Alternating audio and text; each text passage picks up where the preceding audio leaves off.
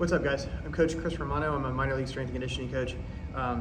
Question came up recently in one of the Facebook groups on how to train hip-shoulder separation in youth players.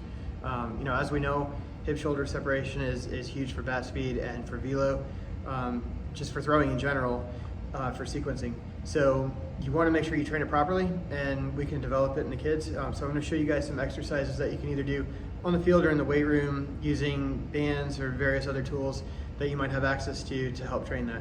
All right, if you guys like this video, please subscribe. I've got free programming for all ages on the channel that you can go ahead and do with your players or your sons. And also check out my book, Move Like a Pro. It's available on Amazon. It's on how to develop a foundation for strength conditioning for youth athletes. All right, guys, so I'm gonna demonstrate all of the different exercises in this setup, and then I'll show you guys a couple other setups that you can do if you have access to certain equipment.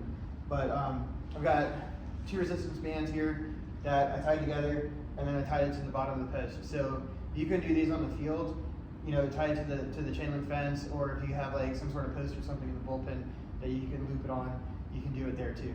All right, but it's just resistance bands tied down low to a post. All right. So for a right-handed thrower, a right-handed batter, you're going to take your right hand, you're going to put it through the loop, and you're going to rotate backwards around 1 time. All right. So now I've got the strap coming through over my hips, and then I've got my shoulder in this one. All right. So I'm just going to do this from a batting standpoint, but it works very similarly for pitching. All right. I'm going to get my batter stance, and all I'm going to do is I'm going to rotate my hips. I'm going to keep this band is holding my shoulder back. All right. So it's giving me a tactile feedback there where I want to keep my shoulders straight, but I want to rotate my hips. All right, so to do that, right here. Okay, so however many times we do this, and this is giving me a resistance here on the hips. All right, so however many times we do it, say we're going to do it 10 times, then we're going to also go 10 times in the other direction as well. I'll show you that right here. So I'll loop my left arm through, rotate all the way around 1 time. All right, now I'm facing that direction, and shoulders stay forward. Now I'm right-handed, and I was a pitcher for many years, so I've got a lot different range of motion rotationally between my left and right side. I'm a lot better on the right-hand side. Right, so you see my shoulders moving a little bit. I don't want to do that. Okay, so I got to focus here and just rotate the hip. Okay, so things to look for. I'll do it this way again, just so you guys can see a little better. All right, rotate backwards and around. All right, things to look for with this. What you don't want is you don't want this. Okay, now at this stage, this is the first progression in it. It's just going to be the hips, and the shoulders are going to stay facing forward. All right. And the next phase to it, we're going to add. You can use a bat for this. I'm just going to use a dowel, but a bat works really well with this too. All right, and I'll show it to you with a water log as well. So I'm going to hold it here.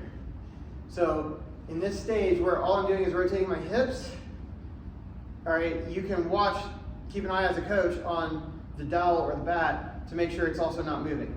All right, you don't want that at this point.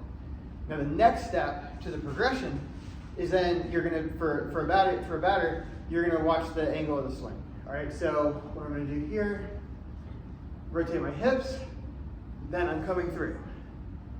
All right, so you can add the stride to it.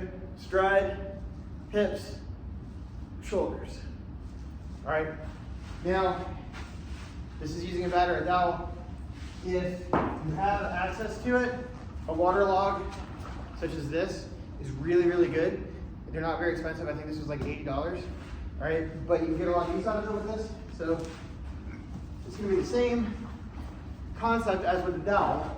All right, but now once the water stops moving around in here, as a coach, I can look at the water to make sure it's not moving too, and might make sure that the player's just moving their hips like that, and then I can add the swing to it.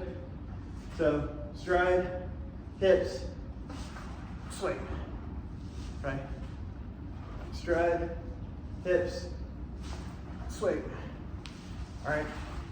So that's one setup with it. All right. So this setup would be really just only in a gym, but if you have access to a cable machine, or even better yet, a Kaiser machine, you can do it with that. So I just got the single arm handle and one resistance band tied to that.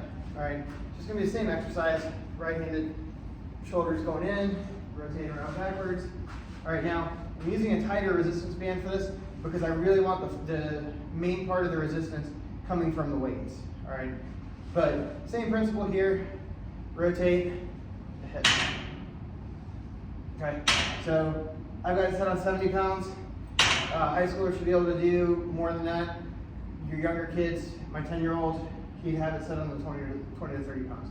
All right, but you can do each progression with it, right? So if I had the bat here, I can still do it, right stride, hips, and swing. All right, but it's just giving you a little bit more resistance, so you can build a little bit more power into that. All right. Again, these are great tools to use for building hip-shoulder separation.